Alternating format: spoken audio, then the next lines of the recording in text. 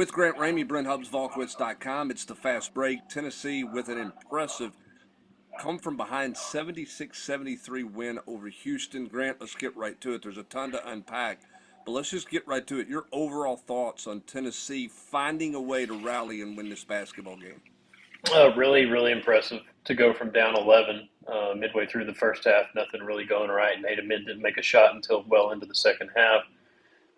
Jacoby Gillespie was scoring, but he was struggling to make shots consistently. There just wasn't a lot of shot making. It looked like Houston was going to control the game. It's hard to come back against that Houston team. The defense, the physicality, all the stuff they want to do when you get down double digits against that team. So to come back the way they did with Bishop Boswell just being all over the floor with Jalen Carey scoring big buckets, with JP Estrella coming off the bench and scoring important buckets with those guys dealing with foul trouble, JP Estrella and Nate Ament. Just all the different things that had to happen and the way you had to play. I mean, they shut out Houston for about 7 minutes there in the second half. They went on a 10-0 run where they took the lead and they never gave it up.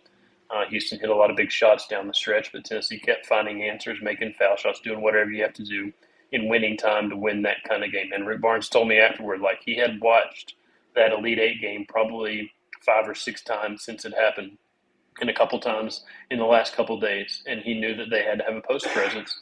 And a year, or we'll see, 8 months later, they have J.P. Estrella, they have Jalen Carey, they have Felix Okpara.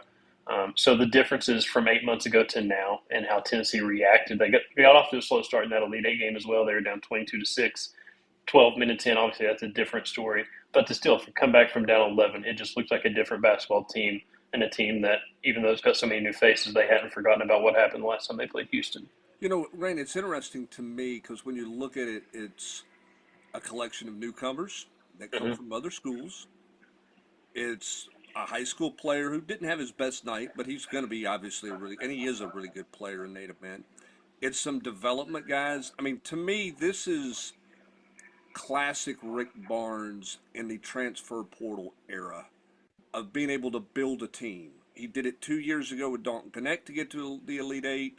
He did it last year to get to the Elite Eight, and he's done it again. But this one feels more complete. Is that fair or not fair to say that pre-Thanksgiving? Yeah, probably more complete, probably deeper than he's been in a while, or the basketball team has been for Rick Barnes in a while. I think a lot of that's to do with the post and the bodies they've added down low. Jalen Carey's had his moments where he's struggled, and it's looked like he's swimming this season at points. But when you needed him the most against Houston, he was grabbing big boards. He was finding a way to finish or tip in offensive rebounds, misses, stuff like that.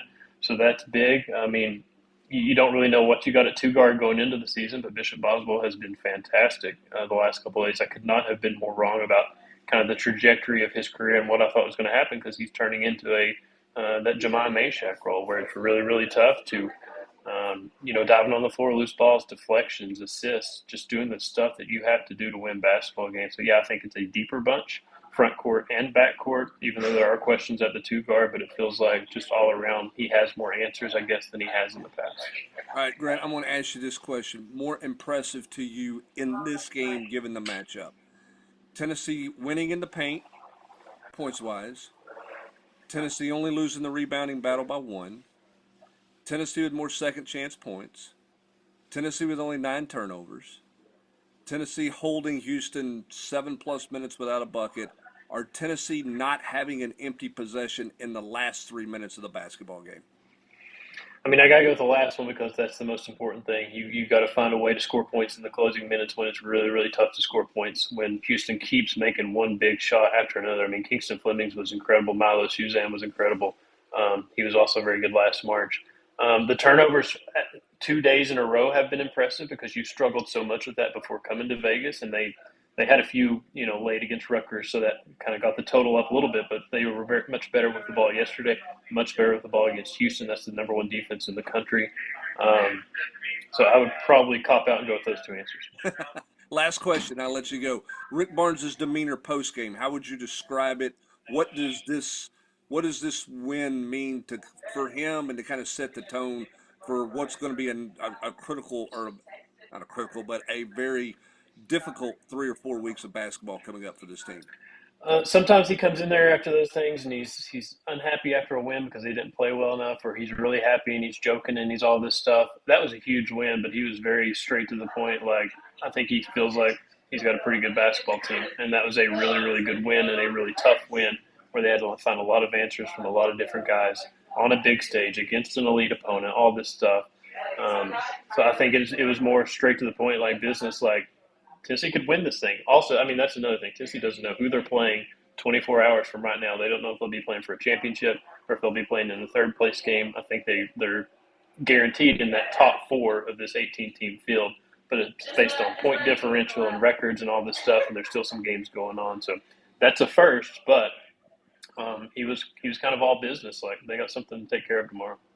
Tennessee took care of it tonight in a huge win over Houston in an 11-point comeback win where Tennessee was awfully impressive, particularly down the stretch. He's always impressive, even wherever he's in a hallway in Las Vegas.